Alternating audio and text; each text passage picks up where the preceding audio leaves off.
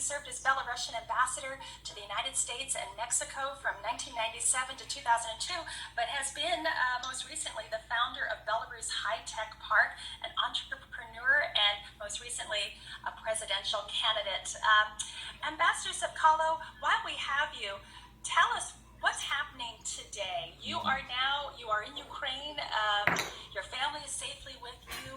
Tell me what the scene looks like right now to you as far as potentially a transfer of power to opposition figures, to the Coordination Council. Give us the latest. Yes, actually I'm trying to travel now from Kiev to Warsaw. We are traveling all the countries that surround Belarus, but you're right. Well, there is an attempt to make a transfer of power, and as you see, Lukashenko made a big fraud as a result of presidential elections, and people don't believe the results of the so-called presidential elections, where Lukashenko announced that he got 80% of public support. But we are able to see that there are no people that would come out to the streets to. Sorry, just I'm trying to do several things at the same time. So,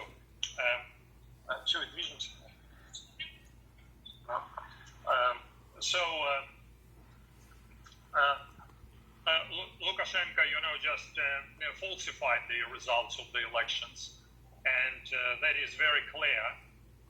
Because otherwise we would see a lot of people coming out to the street to support him. But we were not able to see anybody that would support Lukashenko. We were able to see only the brutal force that he used to stop peaceful demonstrators, peaceful people that came out to the street to disagree with the results of the falsified elections. Ambassador, we saw yesterday that President Lukashenko went to a factory, to his supportive base. He was booed. He was clearly rattled. And he said the very startling statement, there will not be another election unless you kill me. The challenge here is how do we get to this peaceful transfer of power? What is the next steps for the opposition other than this coordination council of human rights activists, civil society leaders? What are the next steps to encourage this free and fair election that is so needed now? Well, I think a lot of things depend now on the behavior of the world community. First of all, democratic countries, because our vision is that the Western countries should not recognize the results of the presidential elections, and they should recognize Svetlana Tikhanovskaya as the only legitimate leader, and which is actually true. As you know, Russia recognized Lukashenko, and they Putin congratulated him with a landsliding victory and falsified results of the election. And that's what Western countries should not do.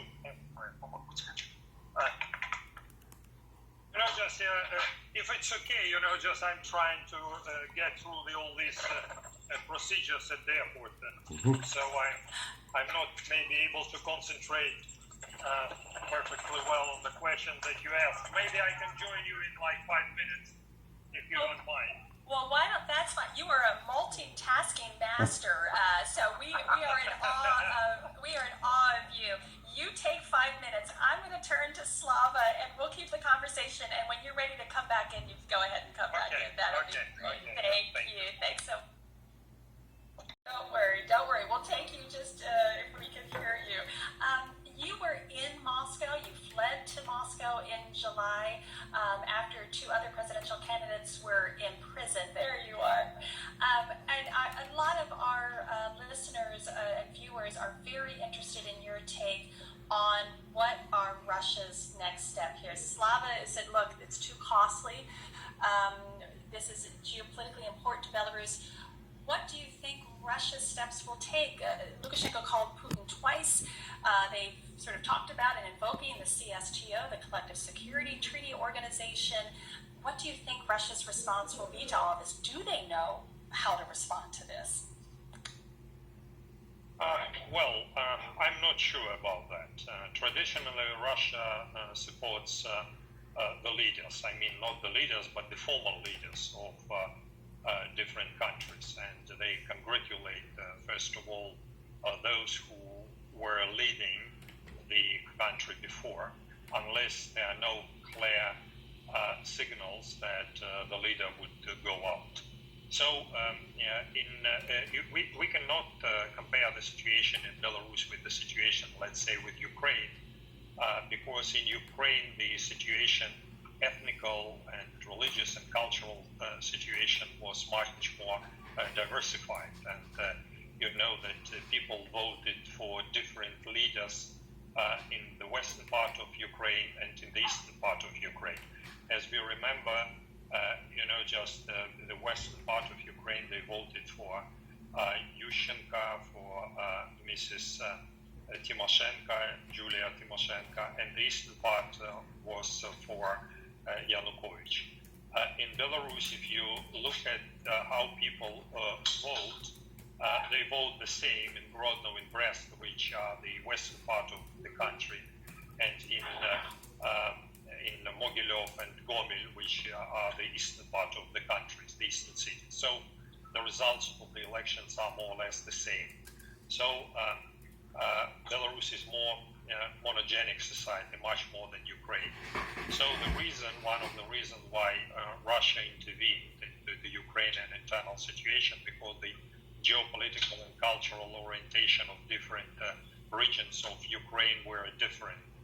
And in Belarus, whom they would like to fight for, if they would bring troops inside Belarus territory, they would face just peaceful people that would like to change Lukashenko's regime, that are very tired of him, and they would like to see some differences, big differences in Belarus.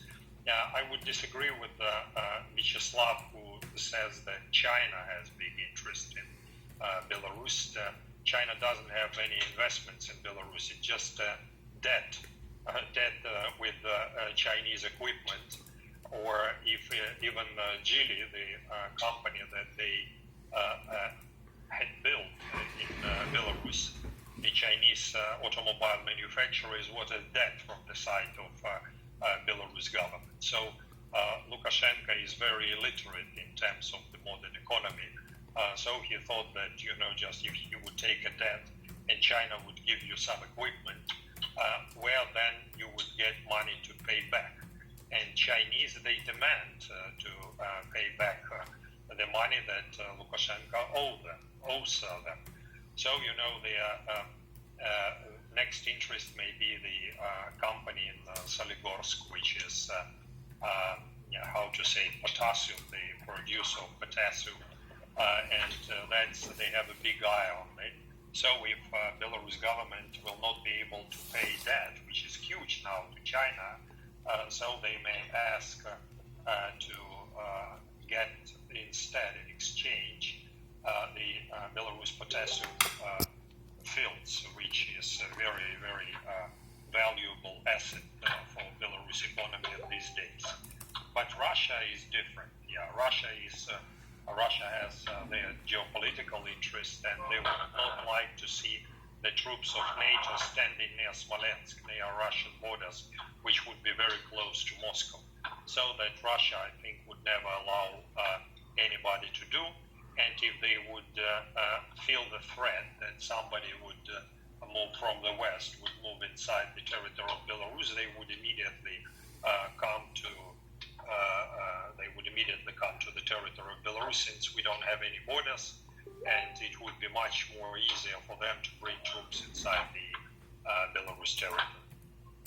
Well, NATO Secretary General Jens Stoltenberg has made it very clear that these reports, that Lukashenko said that there were NATO forces amassing on the Polish Polish-Lithuanian border is not true. It's been very clear that that's not the case.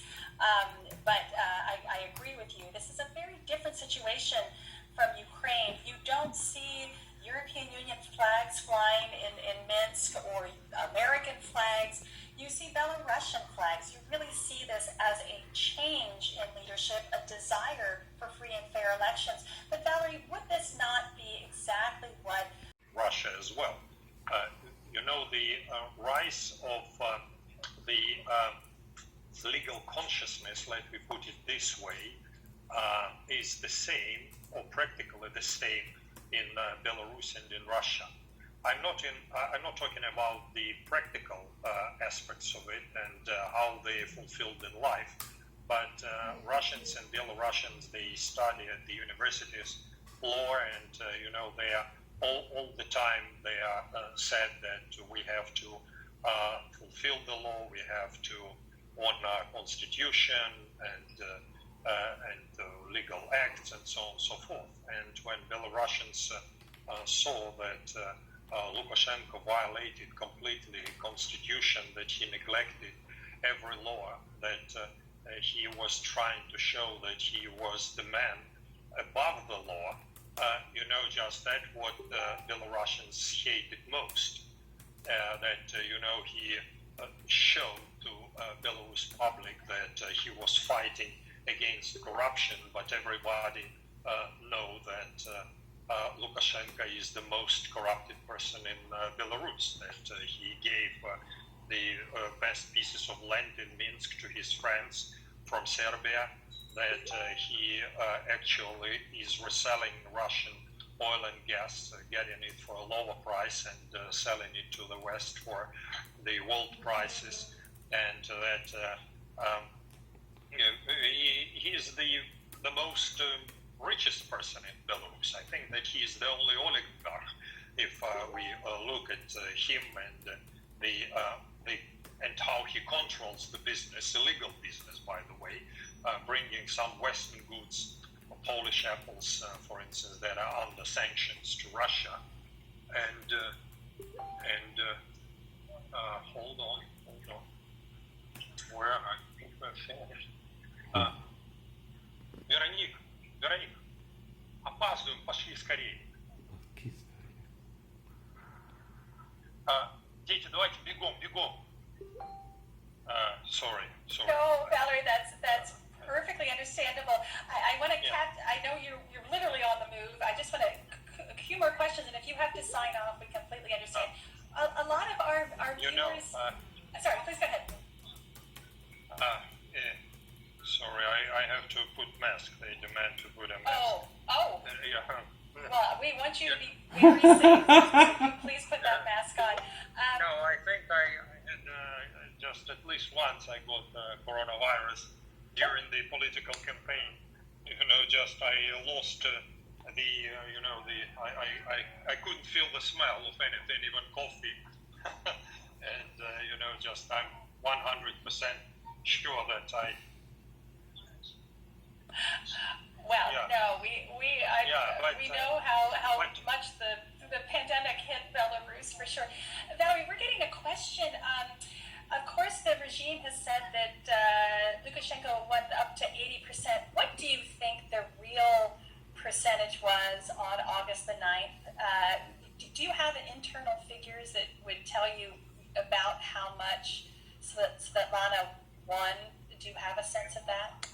Yes, sure, because we have several independent online platforms for counting votes, 3 of them, and they were all developed by different people, by different software engineers, and it was obvious that Lukashenko, the real situation was completely different, if you look at the mirror. In fact, he got 10% and Svetlana got 80%. And it's not about Svetlana only. It's not about Svetlana, but it's more that people voted against Lukashenko. Not pro, but contra. And these independent platforms show these results. And territorial electoral committees that that didn't agree to make a fraud. These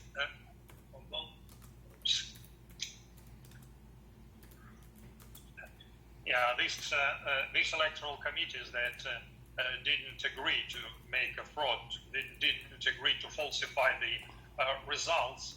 It showed the similar result. It means that Svetlana got approximately 80% and Lukashenko got about 10% of the popular support. So I think that these are the real figures. And just normally we've got used to the fact that Lukashenko falsified elections previously, adding some 10 or 20% to the results of the popular vote, but this time it was enormous. He added 70%. Nobody, in fact, even counted these votes. And, I know it based on my personal experience when I collected 220,000 signatures in support of myself, and they were just simply thrown to the garbage. They just simply ignored it. And Viktor Babarika, another guy who collected twice as much as myself, 400,000 signatures, and it's necessary, and it was necessary also only to collect 100,000, just 4 times more than it was necessary to collect, and they were also thrown to the garbage.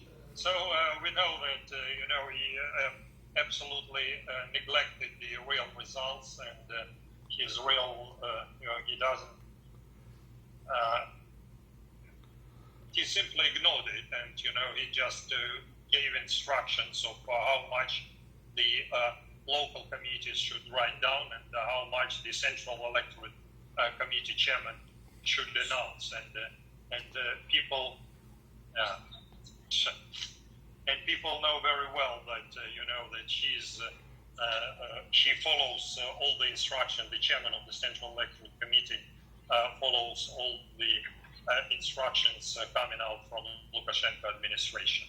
There is no law, nothing actually. If we look at our presidential campaign, it's really a unique situation in Europe, at least. At least in Europe. Yeah, maybe we can see some other examples in some other countries of Asia. I don't know, in Latin America, no, I don't think. Maybe Cuba, just the country that is still remains. Yeah, well, we are Valery, inside. we're getting some questions. It looks like you're walking in the airplane. I don't know if that's right or not. I don't know how. Okay, so this is my last question, and then we'll let you sit down and take your seat. How does this story end? How does Lukashenko remain? Can you give us sort of hypothesize how Lukashenko leaves Belarus? If he leaves Belarus, what does this look like? Yeah, well, I think that she will take a plane. The same as I know much better, with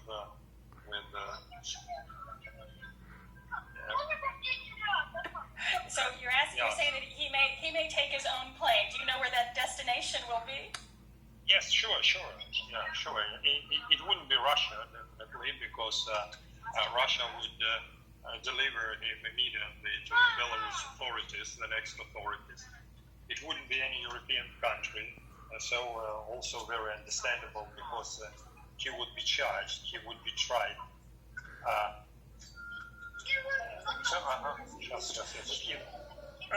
So, Valery, you have been extraordinarily generous with your time. I don't know how you walked through an airport and responded to our questions and managed your family and your children, but we are very, very grateful to you.